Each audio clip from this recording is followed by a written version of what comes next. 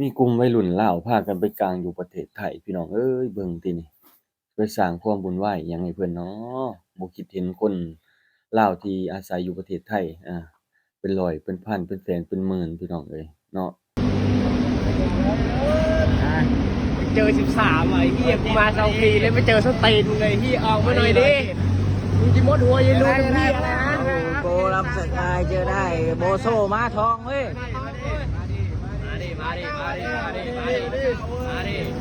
โกอยู่ในโกมาหน่อยไอ้โกมาหน่อยไอ้โกโอ้ชอบม้าทองทรงสร้างครับร้อยเก้า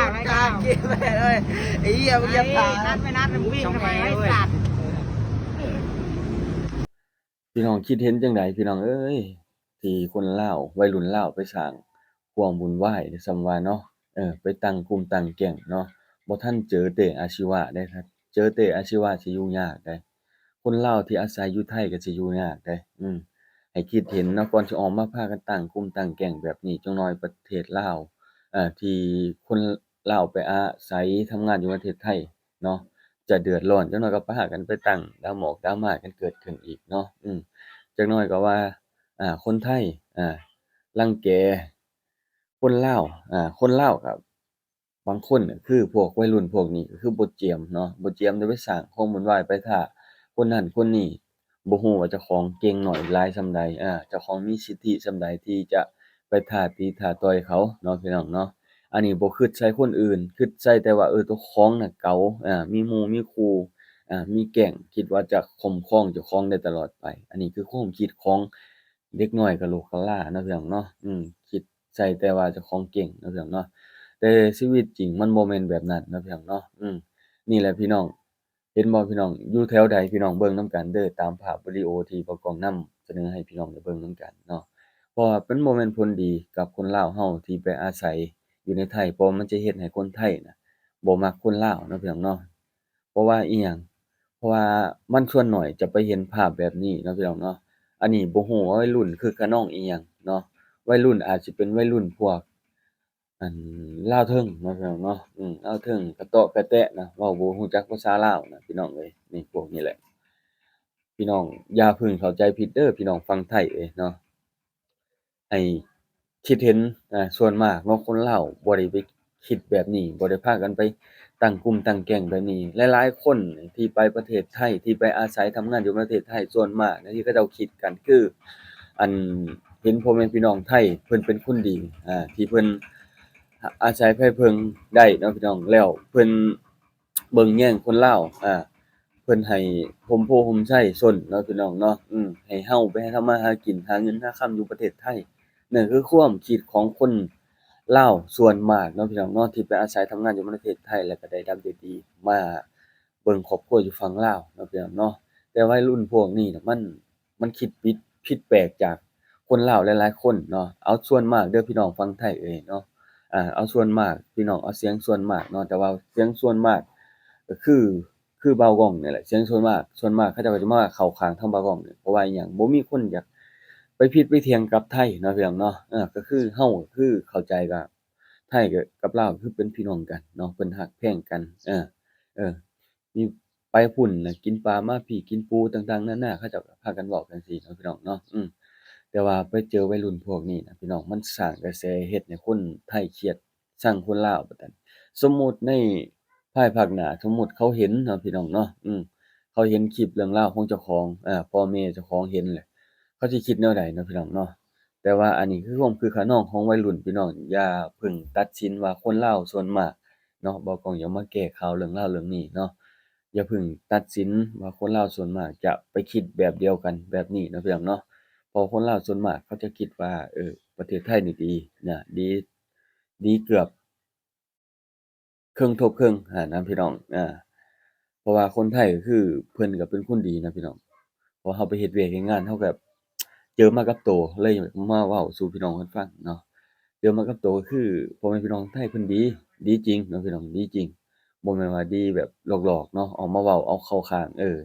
เข้าข้างว่าอยากได้หน้าเออ อยากได้ยศไล่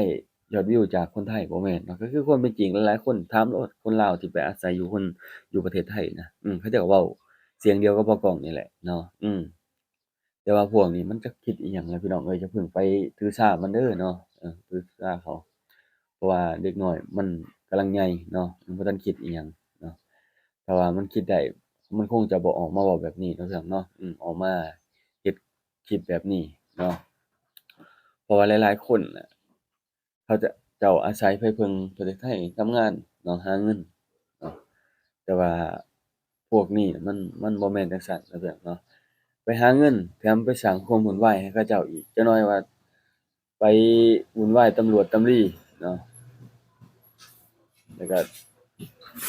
ให้เพิ่นเดือดร้อนเนาะเสียเวลาเนาะปกติไปหาจับโจรผู้ร้ายยาบ้าพวก แต่มาวุ่นวายกับเรื่องแบบนี้เนาะเรื่องบ่เป็นเรื่องเนาะเรื่องเนาะเจ้าของไปอาศัยบ้านเพิ่นเมืองเพิ่นน่าสิเฮ็ดตัวดีๆเนาะเฮ็ดให้เพิ่นฮักเพิ่นแพงแต่อันนี้ติไปเฮ็ดตัวแบบนี้เนาะไปท้าตีท้าต่อยคนนั้นคนนี้มันบ่แม่นผลดีเลยเนาะมันผลดีต่อคนลาวเลยเนาะที่วัยรุ่นไปเฮ็ดแบบนี้เนาะสิเฮ็ดให้คนลาวแม่นคนไทยมองคนลาวว่าบ่ดีเนาะพี่น้องเนาะถ้าว่าบางคนเพิ่นตัดสินแบบนั้นได้เนาะส่วนมาก บางคนก็คือว่าหั้นแหละเพิ่นก็มีคนมักคนบ่มักเนาะมีคนแพงบ่แพงนะมันก็ปนกันไปเนาะพี่น้องเนาะพวกนี้น่ะเป็นเขาบ่ฮู้อิหยังนะพี่น้องเอ้ยเว้าตามความจริงเขาบ่ค่อยฮู้อิหยังไปมาเลาะตอแตะหั้นนะไปมาเลาะตอแตะไปแบบบ่ฮู้อิหยังเนาะเอาพี่น้องเราก็มาสรุปนำกันเนาะเพราะว่าหลายๆคนยันตัดสินใจผิดเด้อพี่น้องเด้อยันเพิ่นเข้าใจผิดเรื่องราวเรื่องนี้เนาะประมาณนี้เนาะ ภาพรวมๆเนาะที่เขาออกมาท่านี่ก็ได้มันเป็นความคิดของวัยรุ่นชั่ววูบนั่นแหละเนาะเขาบ่ทันคิดต้องถูกตักเตือนก่อนเนาะเขาจั่งสิจักเนาะผลกระทบที่ตามมาเนาะเพราะว่าการที่เราไปทำงานนี่การเราประพฤติดีเนาะให้เพิ่นรักเพิ่นแพงทุกอย่างมันก็เป็นผลดีต่อเราเจ้านายเพิ่นแพงค่าตอบแทนก็สิดีมากขึ้นเนาะบ่แม่นว่าเราไปเฮ็ดเวียกเฮ็ดงานแล้วก็เพิ่นสิเฮ็ดให้เพิ่นเกลียดเพิ่นชังหั้นนะมันบ่แม่นผลดีต่อเฮานะเพียงเนาะบ่แม่นผลดีต่อเฮาถ้าไปแล้วเฮ็ดให้เพิ่นรักเพิ่นแพงไปไสก็สบายอยู่สบายอยู่สบายอาศัยอยู่ไสก็สบาย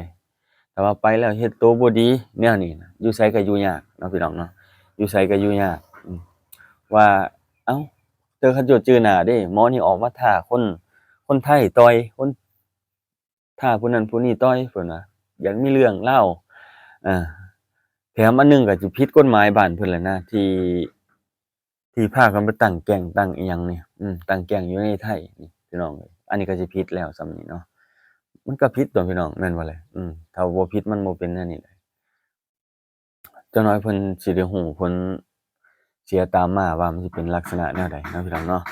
แต่ว่าบ่กล้องว่ายันเจอหนักอยู่นี่ถ้าว่าเตอาชีวะเห็นน่ะบ่ทันเจอเตอาชีวะเดะนี่ อันเจอแต่อาชีวะเลาสิเข้าไปตบปากแตกพู้นเด้นี่แล้วไปตบปากแตกพู้นได้นี่ระวังดีๆนี่อืมถ้าว่าเห็นแบบนี้พี่น้องก็ช่วยเบิ่งช่วยแย้งเด้อยามเธอเขาไปตบไปตีก็ได้เนาะส่งมาให้ญาติพี่น้องฟังพี่แหน่เนาะบ่ว่าอิหยังเฮาก็ชังคือกันถ้าว่าคนแบบนี้เนาะไปเฮ็ดมาดนักเลงไปอันธพาลเนาะพี่น้องเนาะเพราะว่าคนลาวส่วนมากเขาจะบ่มักเรื่องราวแบบนี้ดอกเรื่องนักร้องนักเลงเพราะว่าคนลาวเรามักความบ้านๆอยู่กินแบบบ้านๆอยู่เงียบสงบร่มเย็นเนาะพี่น้องเนาะก็คือคนลาวเรามักแบบนี้เนาะแต่ว่าแบบนี้น่ะเขาบ่มักเนาะพี่น้องเนาะเขาบ่มักดอกแบบนี้ทุกอย่างคือกันถ้าสร้างความวุ่นวายน่ะบ่มีไผมักดอกสิว่าฝั่งไทยฝั่งลาวหรือว่าโลกนี่เขาก็บ่มักเนาะสร้างความวุ่นวายมันสิมักแต่พวกความคิดตื่นๆเนาะบ่คิดเห็นคนอื่นเนาะถ้าคิดเห็นคนอื่นมันบ่เป็นแนวนี้เด้อพี่น้องถ้าคิดเห็นคนอื่นเนาะแต่ว่าคิดคนอื่นมันก็สิดีกว่านี้เนาะมันก็สิดีกว่านี้ภาพโดยรวมมันก็สิดีคนไทยเพิ่นก็สิรักแพงคนลาวยามเกิดอุทกภัยต่างๆนานาเพิ่นก็พอได้ยื่นมือช่วยเนาะพี่น้องเนาะคือเห็นปัจจุบันนี่แหละนี่น้ำมูกน้ำมันเออไทยเพิ่นก็ส่งมาให้ใช้แต่ว่าบ่มีทางเข้าก็ได้เนาะก็มีไทยส่งมาให้ใช้ก็ยังดีเนาะถ้าถ้าจีนถ้า เวียดบ่ฮู้ว่าเขาสิส่งมาให้น้อยหลายส่ำใดเนาะพี่น้องเนาะเพราะหลายๆประเทศเขาก็เอาประเทศเจ้าของให้มันรอดซะก่อนเนาะคือประเทศไทยเพิ่นก็ถือว่าประเทศเจ้าของก็ทูๆไทยๆไปเนาะแต่ก็ยังมีแบ่งปันให้ประเทศลาวใช้เนาะนี่แหละผลดีพ่อแม่พี่น้องไทยเนาะที่เอื้อเฟื้อแผ่ให้คนลาวเนาะแต่ว่าเสียดายนี่หมอนี่คิดผิดพากันเฮ็ดผิดแท้ๆเนาะที่ไปตั้งกลุ่มตั้งแก๊งเนาะพี่น้องเนาะแก๊ง 8K บ่8K หรือ K8 นี่แหละพี่น้องที่บ่กล้องเห็นเนาะบ่โดนก็สงสัยแบบสงกรานต์มาบ้านนะสงสัยมาบ้านเลยสร้างกระแสจักหน่อยก็สิเหลืออีกบ่หลายมื้อเด้ก็สิพากันกลับมาบ้านแล้วบัดตอนนี้เนาะก็มาสร้างวีรกรรมอยู่บ้านพี่แหละเพิ่นเฮ็ดทรงนักเลงทรงกลางให้ชาวบ้านเว้าพื้นแล้วบัดตอนนี้เนาะพี่น้องเนาะเอ้าประมาณนี้พี่น้องขอบคุณหลายๆที่ให้การติดตามรับชมเนาะพี่น้องเนาะ